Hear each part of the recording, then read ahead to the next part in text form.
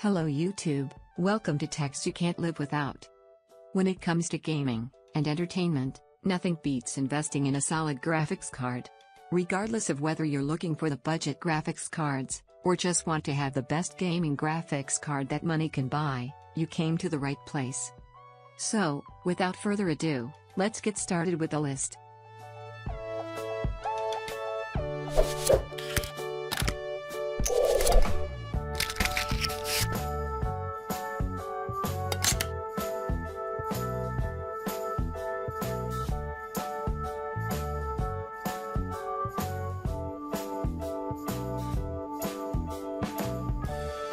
The GTX 1060 is based on the same Pascal architecture as the GTX 1080 and GTX 1070, but utilizes a newer GP106 GPU on the same 16nm FinFET process.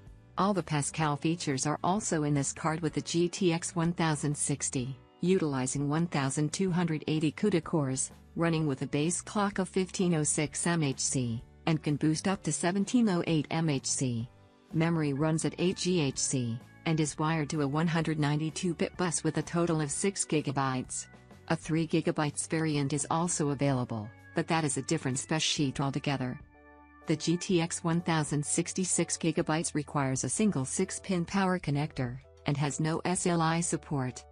ASUS also deploys the same look on its dual-series graphics cards as some of its motherboards. But even though the GTX 1060 Dual 3G is a mid-range card, it still packs a punch in the design and quality departments. The ASUS GeForce GTX 1060 Dual 3G features patented wing blade fans, with over 100% more air pressure over the heatsink, and 3 times more quiet than reference cards like the GTX 1060 Founders Edition from NVIDIA.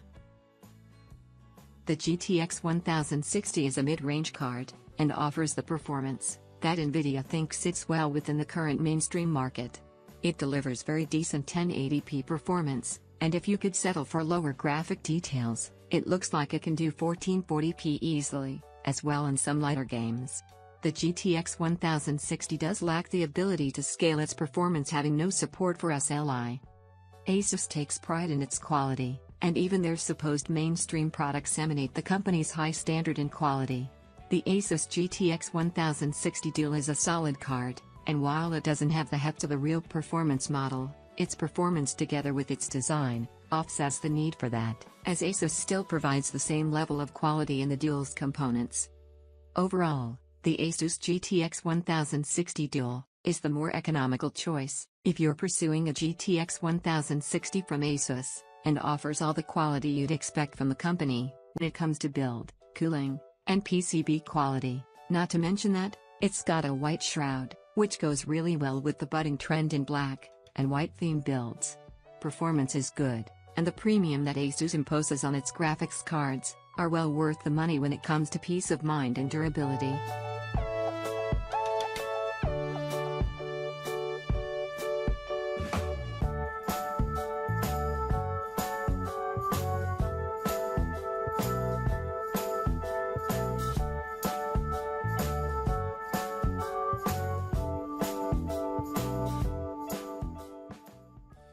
XFX Radeon Rx Vega, 56 Gaming OCHG, began its life as an ASUS branded stunner, but had to be pared back in the face of supply issues from AMD.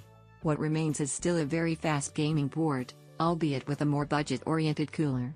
Unfortunately, limited availability means there aren't many to go around. There's not a huge difference between the GPUs at the heart of the top-end RX Vega 64, and this lower-caste RX Vega 56. As the name suggests, the second-tier card has 56 compute units, compared with the 64 CU count of the higher-spec card. That means, AMD have jammed 3,584 GCN cores into the RX Vega 56, instead of the previous card's 4,096 GCN cores. Other than that, it's purely a case of some tweaked power settings, and lower clock speeds. Everything else is identical, down to the cooling design. That means, we're still talking about 8 GB of HBM2 video memory, and a 2048-bit bus. It's the same configuration that makes the Vega 10 GPU a 486 square millimeters giant, with close to 13 billion transistors inside it.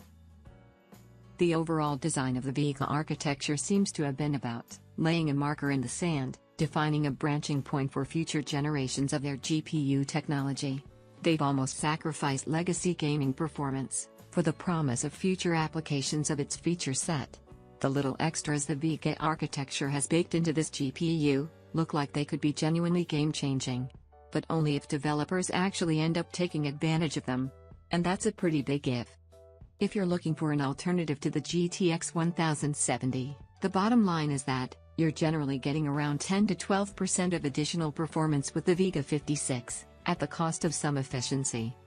Assuming the recommended US pricing holds up, and also the cryptocurrency miners don't jack up the costs horrendously, the value on offer here is very good overall, especially if you own, or are considering to buy a 1440p or 4K FreeSync display, which pairs nicely with this product, and constitutes one of the most profound gaming upgrades money can buy.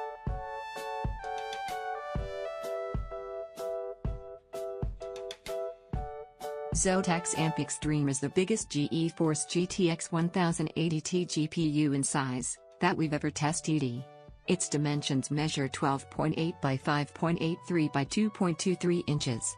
This makes it a 2.5 slot card, so you'll definitely want to make sure that you have enough clearance in your rig before you purchase it. Zotac's AMP Extreme card comes equipped with 3 90mm fans. What makes them unique is that they won't actually spin until the GPU hits around 60 degrees Celsius. Zotac's card offers the most aggressive out-of-the-box frequency, with a boost clock that tops out at 1759 MHz. This makes it 177 MHz faster than NVIDIA's reference GTX 1080T. The AMP Extreme also features an aggressive VRAM overclock, with its 11.2 gigabits per second rate. In terms of aesthetics, the card comes in the gunmetal gray. It's got some sharp-looking edges, but looks pretty clean overall. Zotac's card offers RGB lighting. With its Spectra software, you can tweak 3 lighting zones on the board to cycle colors, breathe, and more. Unlike NVIDIA's reference board, which requires a 6-pin and an 8-pin power connector, Zotac's card requires 2 8-pin power connectors. In terms of ports, it offers 3 DisplayPort 1.4 and a HDMI 2.0. The card is reasonably priced as well, slightly more expensive NVIDIA's reference SKU though. Zotac's GeForce GTX 1080T AMP Extreme is the fastest GeForce GTX 1080T we've ever tested, which makes it the fastest graphics card we've ever reviewed.